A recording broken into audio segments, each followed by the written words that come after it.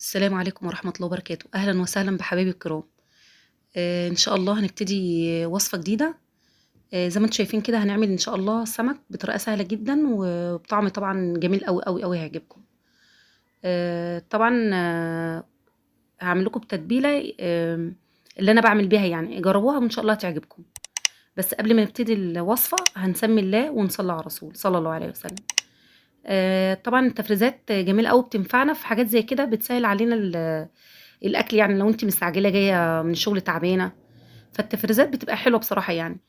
فانا كان عندي فلفل هرسه، شطه انا مخزناها، حطيت معلقتين كبار منها، حطيت معلقه توم مفروم كبيره برضك من اللي مخزناها، كزبره، كمون، ليمون، رشه بسيطه فلفل اسود، بهارات مشكله، اللي هي 7 بهارات بيبقى فيها حبهان وقرفه وجوز الطيب. بس هنحط بصل وقوطه مبشورين. برضك دي من تتبيلات السمك اللي انا بعملها. طبعا عصرت ليمونه، عايزه تعصري 2 حطي. انا عصرت ليمونه عشان هحط مستردة.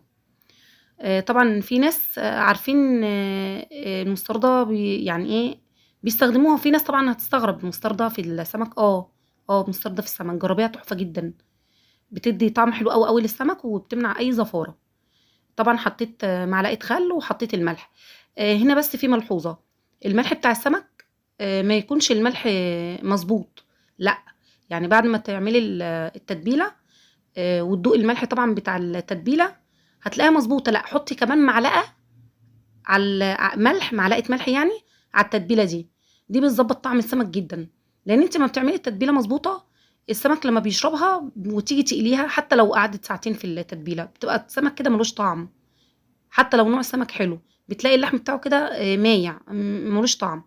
فمعلقه الملح ديت مش هتحدقه، لا بالعكس، بتظبط الطعم جدا.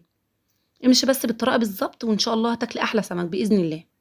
طبعا عقبال السمك ما يتبل بقى ساعتين 3 قبلها بيوم زي ما انت تحبي. هنعمل رز صياديه.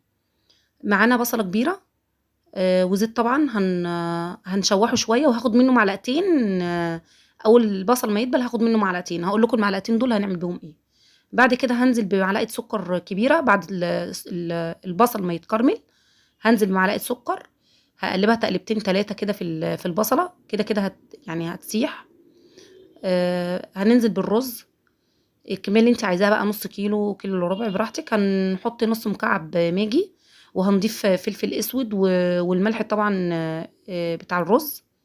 هنشوح الرز كويس جدا، وهننزل بقى بالبصله، المعلقتين البصل اللي كنا راكنينهم على جنب. طب ليه؟ عشان بيدوا تسكيره حلوه. البصل لما بيتكرمل قوي بتحمريه قوي بيضيع التسكيره بتاعته. انا باخد بس من التحميره بتاعت البصله دي اللون الرز اللي انا عايزاه، اللي هو اللون البني. ومعلقه السكر ومعلقه البصل اللي انا خدتهم دول بيدوا طعم للرز نفسه. بس وحطيت طبعا ذره بسيطه كمون وذره بسيطه فلفل اسود والملح المظبوط بتاع الرز. هنسيب الرز يستوي وهنعمل بقى ايه، تتبيله السمك، الكفر يعني بتاع السمك انا بديله في الدقيق مرتين، مره وبسيبه 10 دقايق او ربع ساعه بيشرب الدقيق ده، السمك نفسه بيشرب الدقيق، فبيرجع بيبقى تحس ان زي ما يكون فيه ميه. وبعد كده برجع احطه تاني في الدقيق. الموضوع ده بيخلي الدقيق الزيت يفضل بلونه ما يغمقش قوي، بتاع اللي هو زيت القليه. وغير كده المره التانية بتاعت الدقيق بتخلي السمك مقرمش لاطول وقت ممكن، يعني بيخليه فيها حرفيا مقرمش جميل قوي. وحطينا في الدقيق رشه ملح ورشه زعتر للون بس، او رشه كركم، يعني تحطي رشه زعتر او كركم براحتك، يعني حاجه بسيطه جدا. بس وادي الشكل النهائي للسمك. جربوا الطريقه وان شاء الله هتعجبكم باذن الله. وبرحب بمتابعين الجداد، اهلا وسهلا بيكم. وان شاء الله اشوفكم في فيديو جديد. مع الف سلامه، مع السلامه حبيبي، مع السلامه.